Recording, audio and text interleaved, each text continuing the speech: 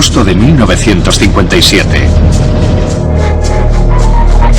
En los cielos de Missouri, un avión de la Fuerza Aérea está en problemas. Sin combustible, el piloto y la tripulación se lanzan en paracaídas. Lo que sucedió después se convertirá en un hecho legendario. Sin el piloto a los mandos, tendría que haberse estrellado. Pero en su lugar, realizó un aterrizaje perfecto. Esta es la historia del DC-3. El avión que definió la manera en que volamos. El mensajero de una nueva era en los viajes aéreos. Era muy elegante. Los que más lo utilizaban eran famosos empresarios. Y se convirtió en un héroe de guerra. Cuando los vi aparecer con las alas agujereadas y el motor medio fuera, fue algo... Un inconformista desde sus inicios. La Douglas Company entró allí y dijo, podemos fabricar algo revolucionario. Su desarrollo será los cimientos de la aviación como la conocemos hoy en día. Se puede considerar el verdadero eje del transporte aéreo global americano. Un avión que provocó una revolución y cambió el mundo. Aviones que cambiaron el mundo. DC-3. 5 de junio de 1944. Es la noche anterior al día D. 13.000 paracaidistas estadounidenses se trasladan en una flota de aviones C-47 dirección Francia. Es la mayor operación aérea de la historia. Entre ellos, un chico de 21 años, Don Jackaway, de la 82ª División Aerotransportada. Me vi sentado en aquel avión a punto de llegar y de repente pensé, ¿qué estoy haciendo aquí? Tienen que volar bajo sobre un territorio repleto de armas antiaéreas alemanas. Pero sus aviones no tienen ni armas ni blindaje que los proteja. Porque el C-47 es en realidad un DC-3, un avión de pasajeros modificado para uso militar. Las posibilidades de sobrevivir a la misión son escasas. El general Ridgway dijo que calculaban un 85% de fallecidos, es decir, que 85 de cada 100 no lo conseguirían. Pero los paracaidistas confían en que ese feo y monstruoso avión al que llaman pájaro bobo les lleve ilesos al destino. Uno de los pilotos de aquella noche es Julian Bud Rice. Las alas del C-47 solían tambalearse como las de un pájaro. Tenían unas alas enormes y con poca estabilidad. Por eso de vez en cuando se inclinaba a los lados, pero eran muy fiables. La flota vuela en formación según lo planeado sobre el Canal de la Mancha. Pero llegando a Francia, comenzarán los problemas. Justo antes de aterrizar nos topamos con un banco de niebla terrible. El resto de la formación desapareció del campo de visión. No se veía absolutamente nada. Y cuando Bud logró pasar la niebla, se encontró con el infierno. Atravesamos el banco y entonces vi un montón de aviones que explotaban en el aire por fuego antiaéreo y otros que colisionaban y acababan derribados. Recuerdo que fueron 5 minutos terroríficos. Los aliados dependen de los T-47 para transportar a los paracaidistas y ayudar a liberar a Francia de las garras de Hitler. Demasiada carga para un avión militar, y más si en un principio fue un avión de pasajeros.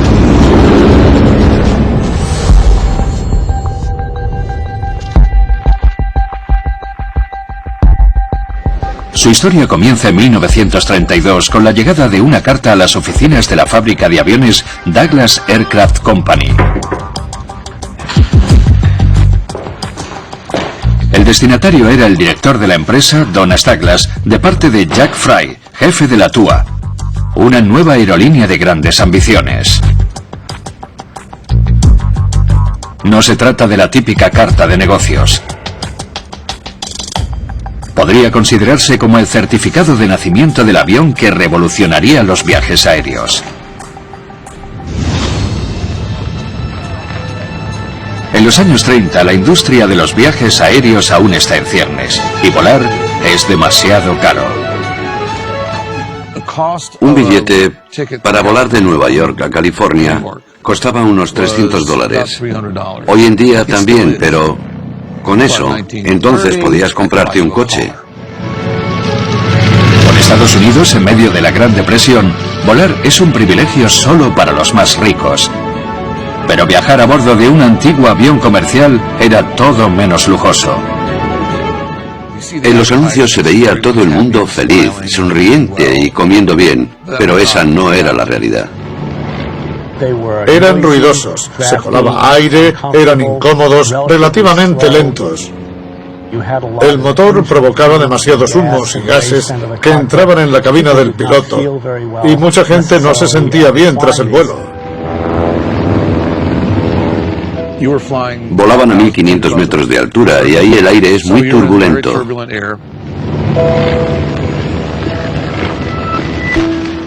Si hacía buen día, el viaje era tranquilo, pero si no se tambaleaba en el aire.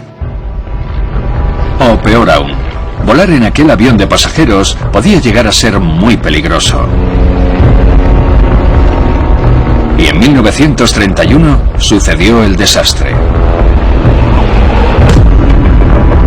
Un avión de la TUA, con 9 personas a bordo, se estrella en la pradera de Kansas.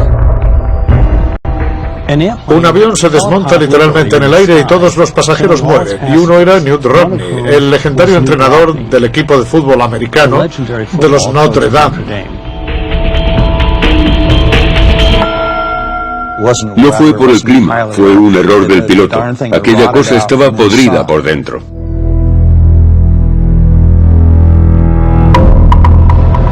El accidente es un toque de atención a la industria aérea. Antes de que volar se volviese algo rentable, tenía que ser seguro y asequible. El temor a volar si el avión se podía desarmar en cualquier momento, o el desorbitado precio de los billetes que solo los más ricos podían comprar, frenaban el crecimiento de la aviación. Boeing es la primera en responder con un nuevo avión que electrificaría la industria. El Boeing 247. Es el primer avión de pasajeros moderno. El nuevo Boeing es un 50% más rápido que el comúnmente usado Ford trimotor, aunque utiliza un quinto de potencia. Era muy rentable. Su diseño de monoplano, con una estructura baja y alas en voladizo, minimiza la resistencia. Una robusta fabricación de aleación de aluminio. Y es más estable, lo que hace que el viaje sea más cómodo. Todos estos factores tan relevantes fueron los que convirtieron al 247 en un avión revolucionario. United Airlines solicitó 59 aviones, un pedido que mantendría a Boeing ocupada durante 2 años. Eso hizo que United tuviese el mejor avión del mercado y puso a sus rivales contra las cuerdas. Boeing advirtió a las otras aerolíneas: podréis tenerlo claro, pero cuando acabemos el encargo de United. Pero hay una aerolínea que no quiere esperar. El jefe de la TUA emite un importante desafío a la industria de la aviación. Quiero un avión que rivalice con el 247. Y entre las empresas que le contestaron estaba Douglas Company de California, dirigida por Donald Douglas. Donald Douglas es uno de los hombres más importantes de la historia de la aviación. Estuvo ahí desde el principio. Douglas es un ingeniero cualificado y muy respetado en la industria. Era un hombre de palabra. Hizo innumerables ventas de aviones con solo un apretón de manos. Se encargaba de la administración. Era muy respetado. Douglas es conocido por la construcción de aviones resistentes para los militares, pero los directores de la TUA no solo quieren un clon del 247. quieren algo más grande y mejor. Del 247 aún había muchas cosas que se podían mejorar, y eso es lo que Douglas hizo. Utilizó el 247 como ejemplo de lo que él haría, aunque fue mucho más allá. Pero diseñar un avión de pasajeros que batiese al innovador Boeing 247 no será fácil. Así que Donald Douglas puso a su mejor hombre a trabajar. Era su protegido, el ingeniero Arthur Raymond. Raymond era un auténtico genio americano, un hombre con don de mando y ambición. Doug no solo le aleccionó para ser un prestigioso ingeniero, sino alguien que siempre conseguía terminar el trabajo. Douglas le dio a Raymond solo 7 días para realizar un diseño. Las especificaciones son ambiciosas. El nuevo avión tenía que volar un 25% más lejos. 1.600 kilómetros sin parar y poder trasladar hasta 12 pasajeros. 2 más que el 247. Es una apuesta muy fuerte, pero si Raymond logra diseñarlo, conseguirá transformar la fortuna de la Douglas Aircraft Company. Si fracasa en el encargo, la empresa se declarará en bancarrota.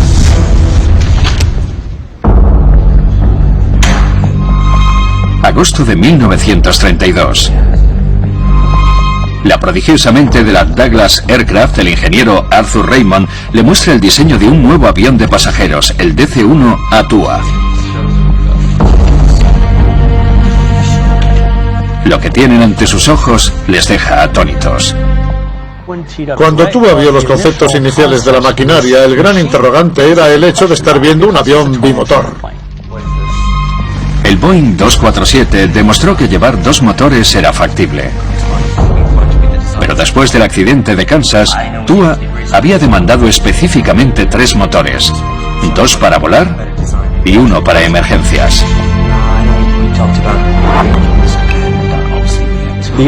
La aerodinámica era tan pobre en los aviones de aquellos tiempos que si un diseño bimotor perdía potencia en uno de los motores, simplemente descendería y se necesitaría un tercer motor para que pudiese permanecer en el aire.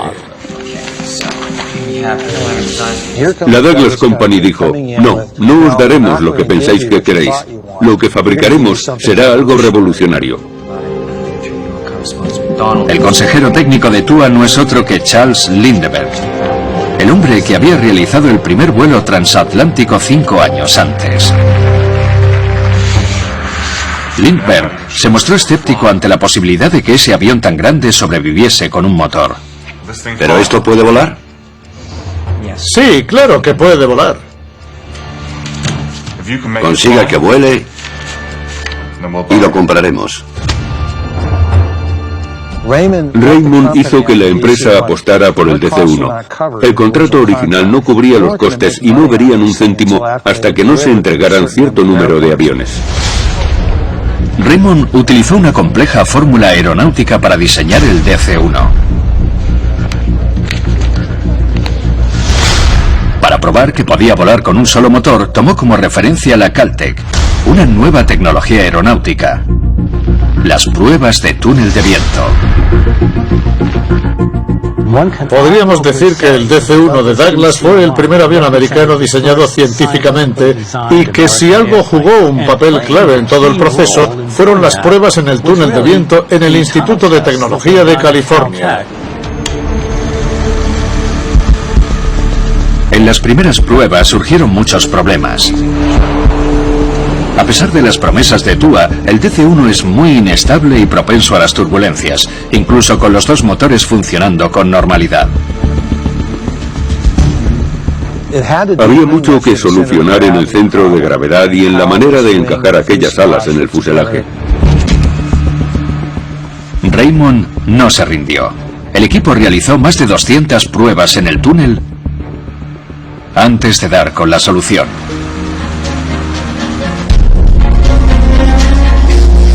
Al igual que otros aviones del momento, las alas estaban colocadas en ángulo recto al fuselaje. Pero descubrió que posicionándolas de manera inversa se equilibraba el centro de gravedad y la estabilidad mejoraba tremendamente. El nuevo diseño demostró ser tan exitoso que si se echa un vistazo a los aviones que se fabricaron posteriormente, vemos que todos tienden a emular el mismo tipo de alas. Y para minimizar la turbulencia y la resistencia entre las alas y el fuselaje, los ingenieros idearon un elemento llamado fillet. Esa suave curva que diseñó para unir el ala con el fuselaje logró que la estructura fuese armónica. Estas modificaciones crearon un avión capaz de mantener un vuelo estable, incluso con un solo motor.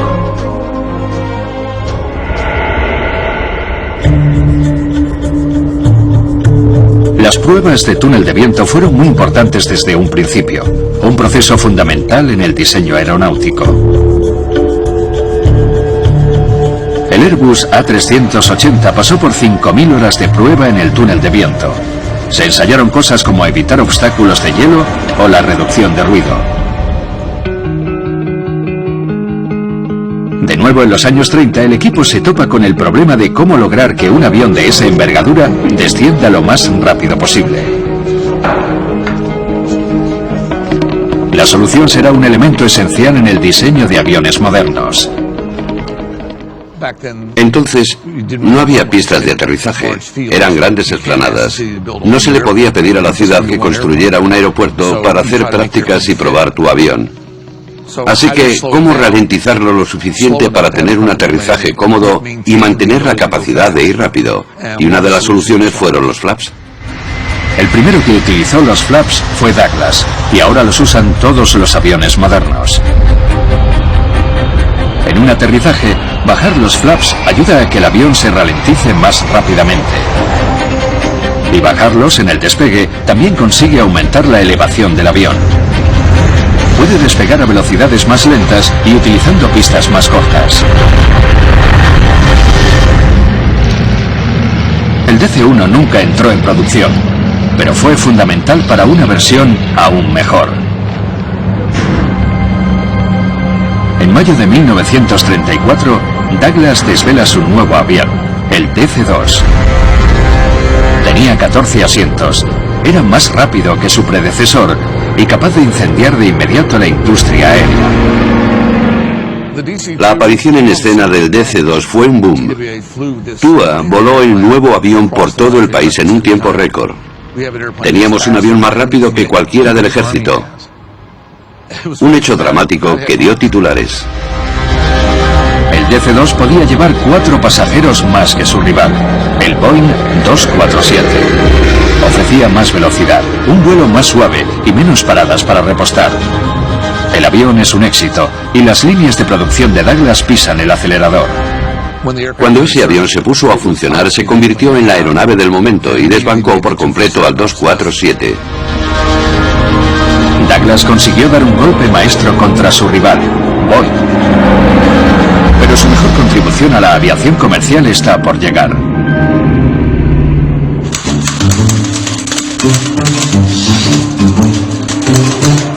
Mayo de 1935. La Douglas Aircraft Company no deja de recibir pedidos de su nuevo avión, el DC-2. Donald Douglas revisó el libro de cuentas y vio que el volumen de ganancias era inaudito en el negocio de la producción aérea de entonces. Para su sorpresa, Donald Douglas recibe una llamada del jefe de American Airlines. C.R. Smith quiere el DC-2 para su flota, pero dándole un giro. Quiere adaptarlo para crear un avión dormitorio con 14 camas en lugar de asientos. Douglas estaba convencido de que aquello no era buena idea y decidió no formar parte. Pensaba que no tendría futuro, la producción sería mínima y no había mercado para ese tipo de avión. No funcionaría como C.R. Smith pensaba.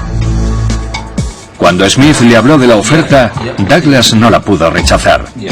Un pedido de 10 aviones Douglas Sleeper Transport por valor de $795.000, unos 14 millones de dólares en la actualidad. Pero no es una simple variación del diseño. El incluir camas significa que el nuevo DC-2 debe ser un 50% más grande. Normalmente, cuando se desarrolla el diseño de un avión, se tiende a prolongarlo, a hacerlo más largo. Pero en este caso lo ensancharon. El fuselaje de todos los aviones anteriores parecía una caja voladora. Pero el punto débil del cuadrado es que establece límites en el tamaño del avión. En los años 30, los fuselajes pasan a ser más curvos y más robustos. Raymond y su equipo llevaron los planes al extremo. Así que decidieron idear el fuselaje circular más grande del mundo.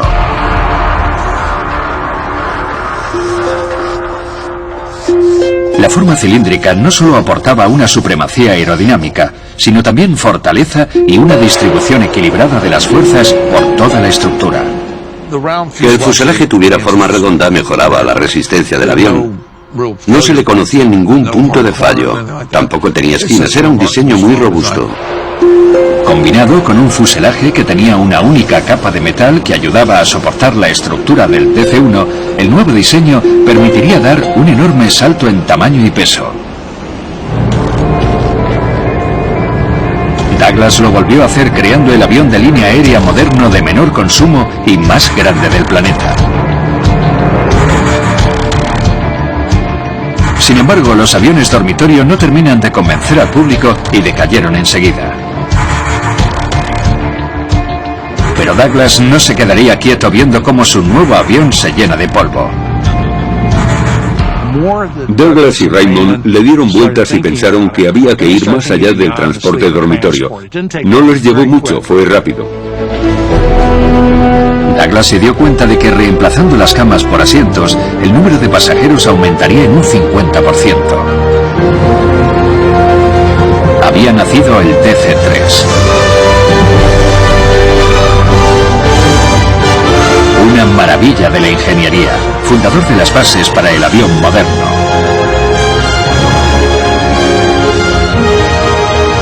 Eran necesarias 6.000 personas y medio millón de remaches para la fabricación de cada uno. Además, al utilizar solo un 3% más de combustible que su predecesor, los 7 pasajeros adicionales que el DC-3 podía transportar lo convertían en el primer avión de línea comercial rentable. El equipo de Douglas consiguió un avance extraordinario. Un avión de pasajeros que permitía el transporte aéreo masivo. La aparición del DC-3 supuso el reconocimiento real de la llegada de un nuevo estándar de transporte aéreo. Pasó de usarse solo por unos pocos y de forma esporádica a convertirse en una rutina. Hasta ese momento, volar de costa a costa era un viaje de 25 horas. El DC-3 logra acortar este tiempo casi a la mitad. Y además, en el DC-3 los pasajeros se sienten seguros. No hacía ruidos extraños ni había que aguantar olores raros por los gases del combustible. Tenía calefacción, así que no pasarían frío durante el invierno. La clave para la industria aérea era crear una máquina normal y segura. Y el DC-3 era normal y seguro. Rápidamente se convirtió en el avión elegido por todas las aerolíneas de Estados Unidos y pronto por todo el mundo. Volar ahora es algo glamuroso. Viajar se convierte en el destino. Would you like a cigarette, sir? No, thank you. Don't have magazine when you have time. I'll bring one right up. Thank you. Like a cigarette? Los pasajeros disfrutaban de nuevos lujos, inviables en aviones más pequeños. El DC-3 ayudó a popularizar un nuevo rol en la aviación. La azafata. Vicky Herrell fue una de las nuevas integrantes de la flota de DC-3 en los años 40. Era muy elegante. TUA era conocida como la aerolínea del glamour. Los que más lo utilizaban eran famosos y empresarios. Llegabas a conocer a los pasajeros. Muchos hombres te pedían el número de teléfono y cosas así. ¿Puedo llamarte cuando llegue a Nueva York e invitarte a cenar? Para aquellas radiantes azafatas, trabajar a 3.000 metros de altura era mejor que cualquier trabajo en tierra firme. Lo disfruté mucho. Era un trabajo muy estimulante. Yo lo amaba. Siendo uno de los pocos trabajos que se consideraban adecuados para la mujer, la competencia era intensa. En 1935, 2.000 mujeres echaron la solicitud para los 43 puestos ofrecidos por TUA. Los requisitos de entrada eran estrictos. Las candidatas debían medir entre 1,52 m y 1,62 m y pesar entre 45 y 43 kilos. En cuanto a lo de la restricción del peso, eran muy rigurosos. De hecho, cuando empezabas a volar, te hacían controles de peso cada 6 semanas. Y con 3 o 4 veces que tuvieras exceso de peso, te despedían. Y el entrenamiento no solo requería de una buena presencia. Tuvimos que aprender todo sobre el avión. Recuerdo que estudiábamos en meteorología, aerodinámica, porque la gente no estaba acostumbrada a volar. Era demasiado nuevo. Una parte clave de su trabajo era calmar a los pasajeros que no solían volar. Si alguien se ponía extremadamente nervioso, yo trataba de tranquilizarle y eso siempre se me dio bastante bien. La azafata debía estar preparada para cualquier imprevisto. Vestían unas capas con unos bolsillos enormes, en los que llevaban una llave inglesa, un martillo y un horario ferroviario. Porque en caso de hacer mal tiempo y tener que aterrizar, la azafata debía estar informada sobre el horario de los trenes para trasladar a los pasajeros a la estación. 6 años después de su lanzamiento, el DC-3 experimentó un desorbitado crecimiento, sextuplicando su uso.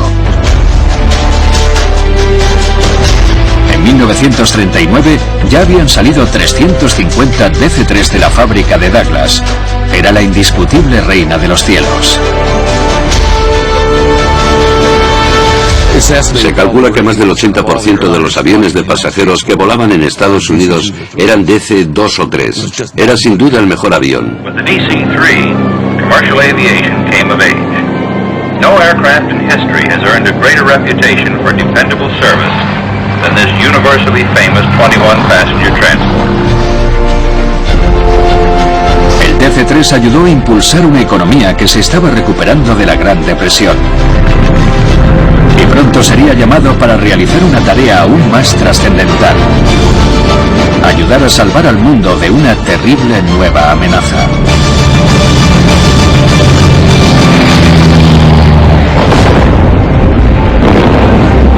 En diciembre de 1941, el bombardeo de Pearl Harbor hace que Norteamérica se vea envuelta en un conflicto que atraviesa el planeta. The triumph of the century.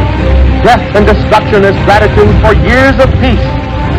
Since the unprovoked and dastardly attack by Japan, a state of war has existed. El ejército necesitaba un avión robusto para trasladar tropas y suministros al frente. Pero crear un nuevo avión desde cero llevaría demasiado tiempo. Por suerte, el gobierno y el ejército norteamericano ya habían previsto que necesitarían este tipo de avión.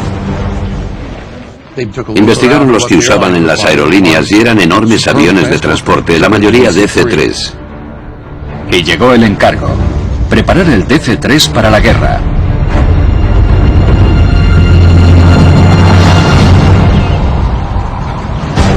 Douglas invita al equipo a su barco para desarrollar una serie de ideas sobre cómo convertir su avión en uno de transporte militar. Es irónico pensar que lo que se usaba como crucero aéreo iba a convertirse en un auténtico caballo de batalla. Lo único que hicieron fue poner una puerta de carga y reforzarlo hasta el suelo para que pudiese transportar cargas pesadas y poco más. Era un buen avión y eran tan robustos que apenas tuvieron que modificar nada. El DC-3 había renacido como C-47. En 1944, cada 34 minutos un C-47 salía de la fábrica. Muchos de ellos con destino a la Real Fuerza Aérea Británica, que los llamaban Dakotas. El DC-3 C-47 es un avión tremendamente reconstruido. No sabían el nivel de estrés que podían causar varios diseños y construían siempre sobre el mismo. Por la puerta de carga entraba hasta un jeep de 1 tonelada. Podía trasladar 28 soldados y a menudo más. En Birmania, un Dakota de la RAF evacuó 65 heridos.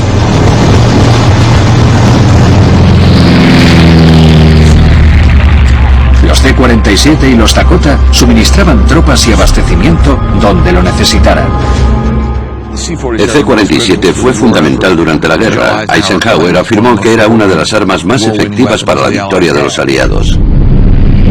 Quizás el mejor momento del C-47 sucedió en el periodo más crítico de la guerra.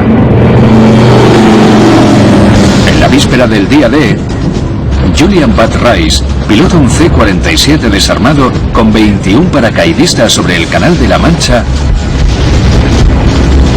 y va directo a una cortina de fuego enemigo. Se podían ver ráfagas de fuego antiaéreo, tierra-aire y munición trazadora por todas partes. Era casi imposible esquivarlo todo, así que el hecho de que solo nos alcanzara la ametralladora fue una suerte. ¡Vamos a tener que saltar del avión! Cuando el C-47 comenzó a descender a 8 kilómetros de la costa francesa, Don Jakeway, de 21 años, se prepara para el momento más aterrador de su corta vida. El Jump Master se colocó junto a la puerta y tenía la orden de dispararte si te quedabas paralizado.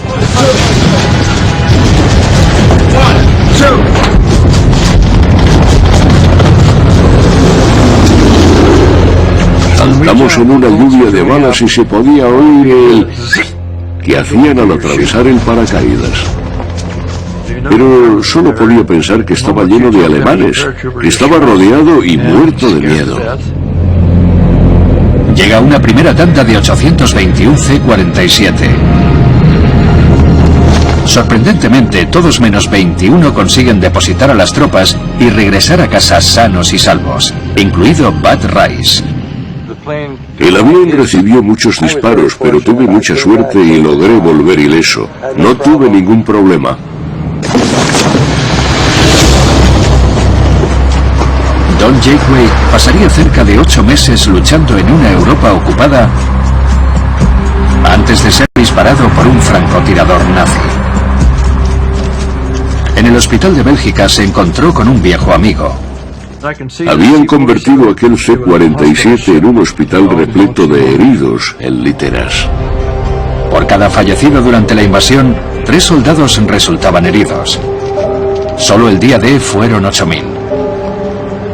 Los mismos C-47 que habían traído tropas a la batalla se convertían ahora en ambulancias voladoras y a menudo utilizaban pistas improvisadas.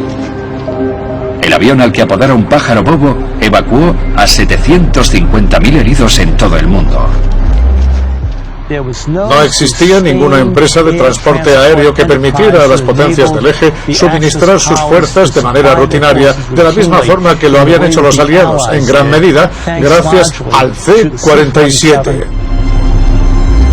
El C-47 dejaría también un longevo legado en la estrategia militar. Cuando la OTAN responde a una crisis, ¿cómo lo hace? Con la capacidad que ofrece el transporte aéreo moderno, que debe su origen a los C-47 y el Dakota, empleado durante la Segunda Guerra Mundial. Aunque el último DC-3 fuese construido en el 46, todavía hay cientos de ellos en funcionamiento. Es el único avión de antes de la guerra que sigue realizando vuelos comerciales. Rob Bolin traslada una carga en su DC-3 a la isla de Catalina desde la costa californiana. Es genial que haya sobrevivido. Es todo un testimonio para un avión que ha sobrevivido tanto tiempo. Sé que es una aeronave con un diseño único y que soy un privilegiado por poder pilotar una máquina histórica. Rob mueve 300 toneladas de carga al año, sea en las condiciones que sea. Es fácil de controlar aunque haya corrientes. Es capaz de salir de cualquier atolladero si sabes manejarlo. A pesar de sus 69 años, su DC-3 sigue siendo un económico avión de carga. Eso es lo bueno del DC-3. Poder mover mucha carga con poco dinero.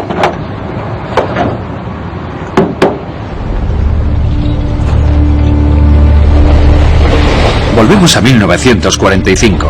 Miles de excedentes de aviones militares son vendidos para chatarra.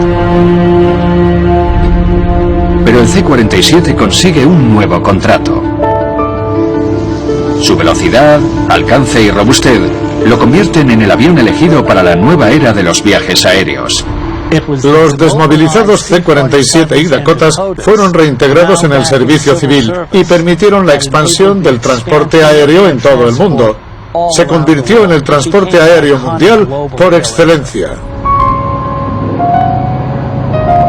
El nuevo DC-3 demuestra que es el avión perfecto para pequeñas aerolíneas regionales con viajes aéreos asequibles a todos los rincones de América y Europa. Un montón de aerolíneas, en particular las de Estados Unidos y de todo el mundo, podían adquirir un avión de primera clase a un precio muy económico. En 1946 ya son 1.500 DC-3 los que realizan las rutas de corto recorrido en todo el mundo. Era la segunda generación de DC-3. Ya no era el avión principal de la mayoría de aerolíneas, pero era ideal para rutas locales, entraba y salía de cualquier lugar. Hay miles de pilotos del ejército retirados en sus casas por todo Estados Unidos en busca de trabajo. Y muchos regresan a los cielos, pero esta vez con propósitos pacíficos. El DC-3 casi no costaba nada y se podía fundar una aerolínea sin apenas dinero y con un poco de suerte convertirla en una línea aérea viable, algo que hizo bastante gente. Ya eran miles de personas las que viajaban volando porque era muy asequible.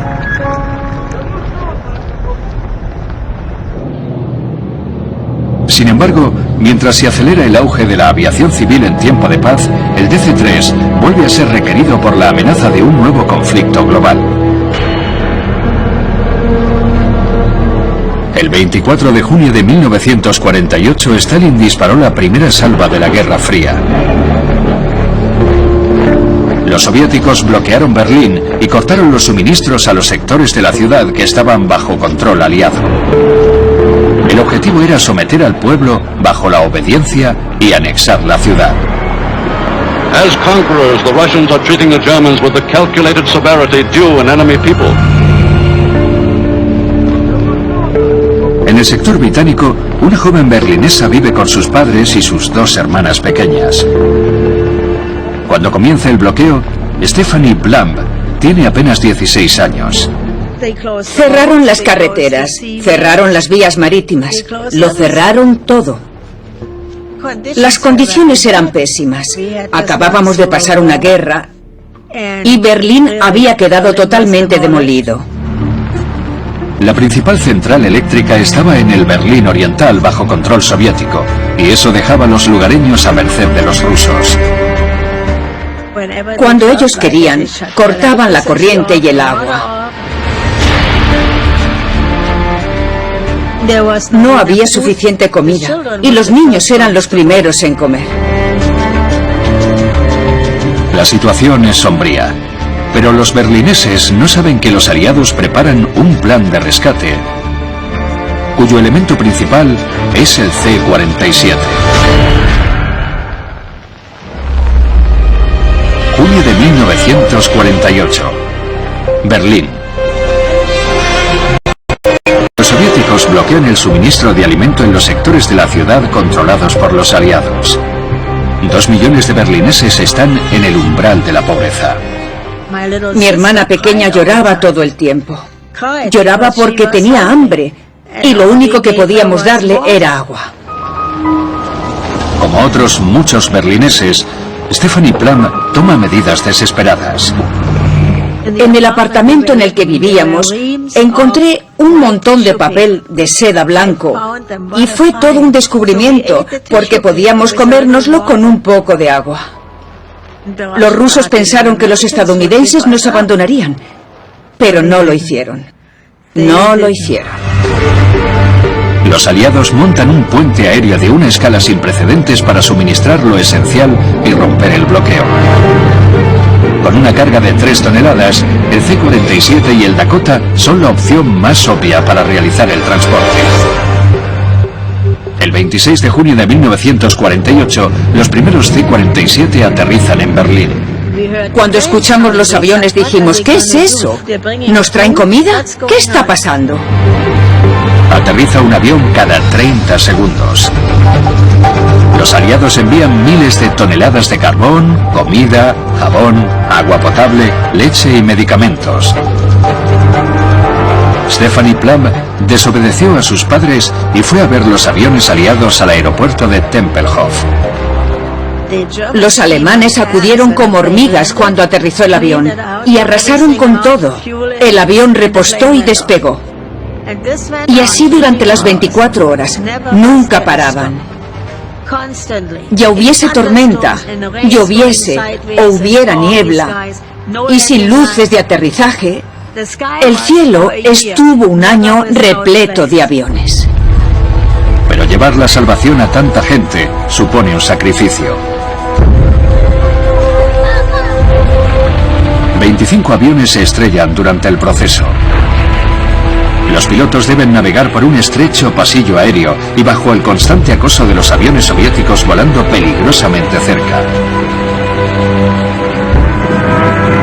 El 25 de junio de 1948, un C-47 se estrella contra un edificio durante el aterrizaje y los 2 pilotos americanos mueren.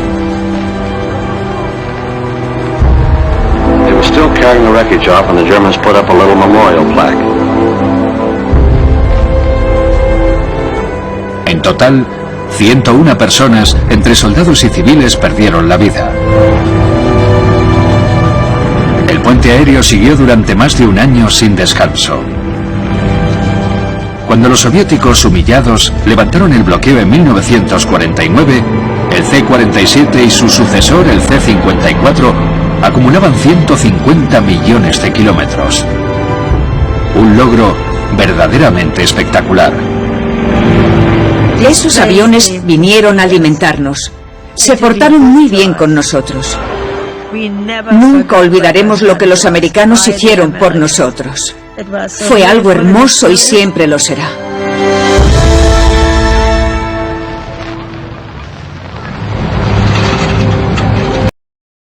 El C-47 continúa presenciando conflictos en Corea y hasta en Vietnam, donde es el avión militar más antiguo en servicio. Pero en los años 60, su visionario creador está listo para colgar su regla de cálculo. Un día, Donald Douglas fue a una reunión para hablar con una compañía aérea sobre un nuevo modelo y de repente se dio cuenta que en aquella mesa solo había contables y abogados. No había ingenieros, ni científicos, ni visionarios, y la diversión se esfumó. El mundo estaba envejeciendo a su alrededor, pero no le importaba. Tras la guerra, muchos diseñadores de aviones intentan, aunque fracasan, crear un reemplazo para el DC-3. El apodado el santo grial del diseño aeronáutico. Pero nada puede igualar la versatilidad, la robustez, la fiabilidad y lo rentable que llegaba a ser el DC-3. Los ingenieros y diseñadores de la época eran conscientes que por un lado sabían mucho y por otro no sabían nada. Así que fabricaron unos aviones más fuertes y un poco más pesados que los de hoy. Pero debido a eso, el DC-3 es un avión que gusta mucho y siempre lo hará. La historia del DC-3 abarca más de 2/3 de historia completa del vuelo propulsado. Es un avión que se ganó el corazón de quienes lo pilotaron. Era un avión fantástico y muy sencillo de manejar. Cuando los vi aparecer con las alas agujereadas y el motor medio fuera, fue algo... El C-47 fue uno de los mejores aviones que se han fabricado jamás. El DC-3 creó una nueva rutina de viajes aéreos de manera global y aceleró el crecimiento de las economías industriales. El DC-3 muestra la gran seguridad y comodidad que presenta a la hora de volar. Y en el caso de algunas compañías aéreas, no tardan en comenzar a facturar. Muchos defienden que no ha existido un avión capaz de dejar un legado tan amplio y duradero en el transporte aéreo.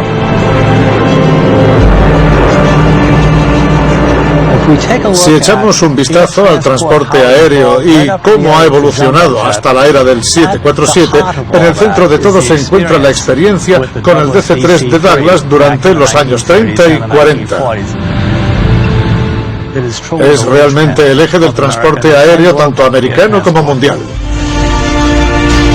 La genialidad y el duro trabajo desempeñado por los ingenieros de Douglas Aircraft Company creó un estándar de un diseño de avión moderno que cambió radicalmente la forma de construir grandes aviones hasta el día de hoy. Siempre hay un poco de DC-3 en cada avión que se fabrica hoy en día, da igual de qué nacionalidad sea.